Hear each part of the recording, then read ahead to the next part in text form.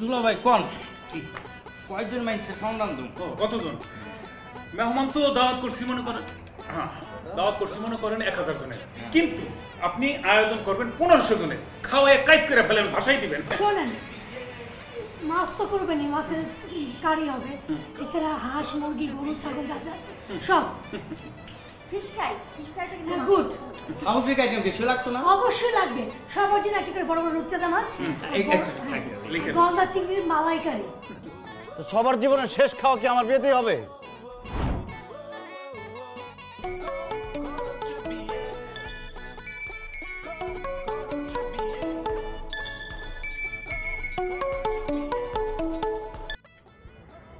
Hello hello জান কি করো আনন্দের সাথে টেনশন করতেছি মানে মানে যাকে ভালোবাসি যাকে পছন্দ করি তাকে বিয়ে করতে পারছি এই জন্য খুব আনন্দ হচ্ছে কিন্তু খরচের কথা মাথায় আসলে টেনশন হচ্ছে আরে মাত্র তো শুরু শোনো আমাদের বিয়ের গেট ধরার অ্যামাউন্টটা ফিক্স হয়ে গেছে মাত্র 50,000 টাকা কি 50,000 টাকা 50,000 টাকা দিয়ে আর 10 জন মানুষ বিয়ে করতে পারবে একদম ফালতু কথা বলবে না আরো অনেক বেশি ছিল কতগুলা কাজিন না সবাইকে ভাগ দিতে হবে না আমি ওদেরকে অনেক বলে টলে বুঝায় 50-এ ম্যানেজ করছি সো ম্যানেজ করো ঠিক আছে রাখি বাই এই শোনো তোমার বিয়ে বিল গেটসের সাথে হচ্ছে না এলন মাস্কের সাথে হচ্ছে না তোমার বিয়ে হচ্ছে আমার সাথে আমি ম্যাক্সিমাম 2,000 টাকা দিই আচ্ছা ঠিক আছে তোমার যেহেতু কাজিন টাজিন আছে 5,000 টাকা দিব ওরা এটা নিয়ে খাবে টাবে যা খুশি তাই করবে এর বেশি আমি দিতে পারবো না এই টপিকে আর কোনো কথা না আচ্ছা এই বিয়ের ফটোগ্রাফার কাকে রাখছো কিসের ফটোগ্রাফার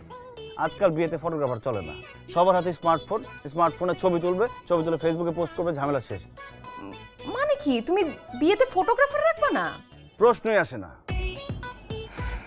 দেখো তোমার কোনো মান সম্মান না থাকতে পারে কিন্তু আমার মান সম্মান আছে আমার কথাটা তো ভাববা বিয়েতে ফুপি আসতেছে সে যদি কোনোভাবে বিয়েতে একটা খুঁত পায় পুরা দুনিয়াকে বলে বেড়াবে আমার ব্যাপারটা একটু বোঝার চেষ্টা করো না বোঝার দরকার নাই আমি কারো অবস্থা বুঝতে চাই না আমি শুধু আমার অবস্থা জানি আমার অবস্থা বুঝে আমি কথা বলতেছি এইসব ব্যাপারে আমাকে ফোন দিবা না ফোন রাখো হ্যালো আরে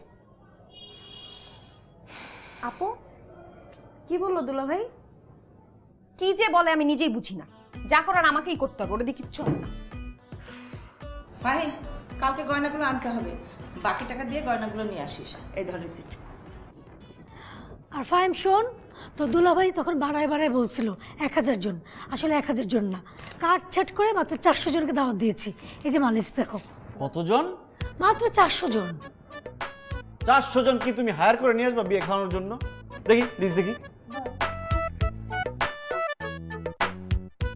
এই হাফিজটা কে আগের বাসার বাড়িওয়ালা তাই না কোনোদিন ভাড়া কম নিছে সে তারে দাও দিব কেন আরে আব্দুল কালাম কে ওই যে আমাদের পাশের বাসায় থাকতো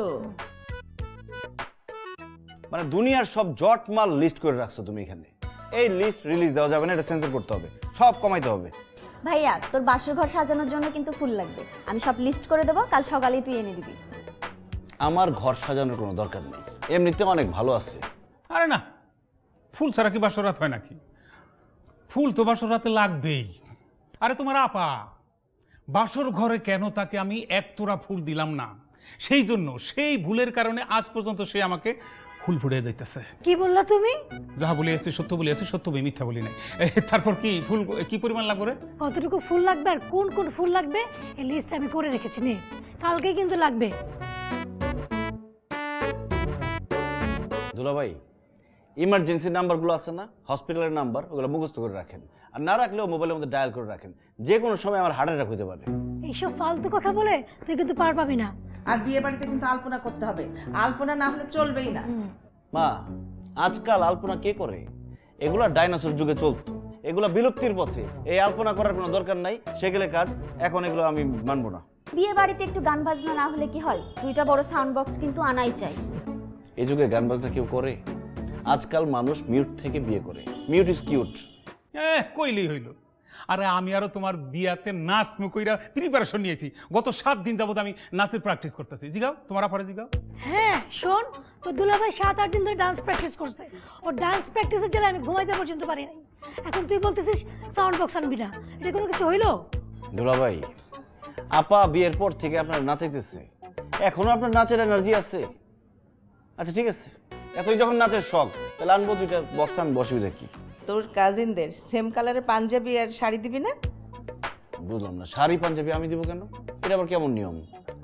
আরে শালা বাবু দেখি দুনিয়ার কোনো খবরই রাখে না।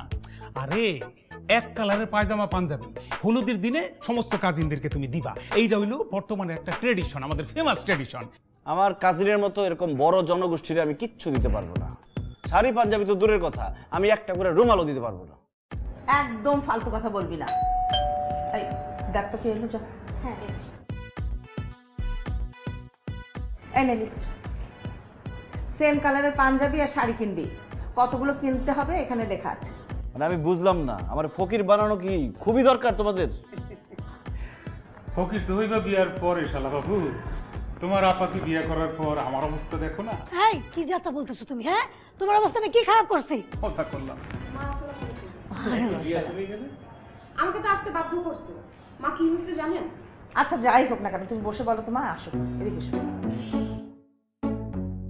মা, ফাহিম বলছে ও নাকি গেট ধরার টাকা দিবে না, আবার ফটোগ্রাফারও না করে দিছে। যা বলতেছি সবকিছু নাই নাই করে দিতেছে। আপনি বলেন, আমার বাবা, ফুপু, কাজিনরা, আত্মীয় স্বজন সবাই আসবে, তাদের সামনে আমাদের মান সম্মান থাকবে?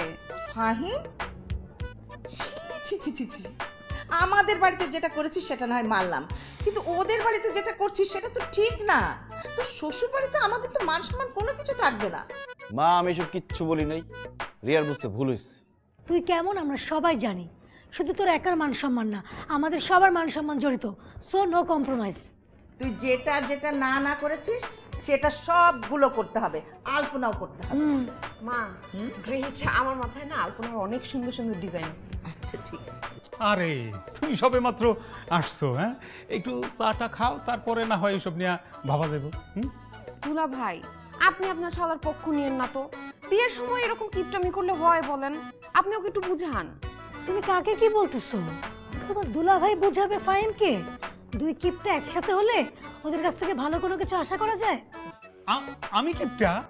দেখছেন দুলা ভাই, আপনার কিপটা বলতেছে, এটা আপনি মাইনা নিলেও আমি মাইনা নিব না। আপা তুই দুলাভাইয়ের কিপটা বলবি না। বললে কি করবি তুই? কি আর করবো, কাছা কাছে ঘুমায় থাকবো। আরে বাবারে, উল্টা পাল্টা কথা বলিস না তো।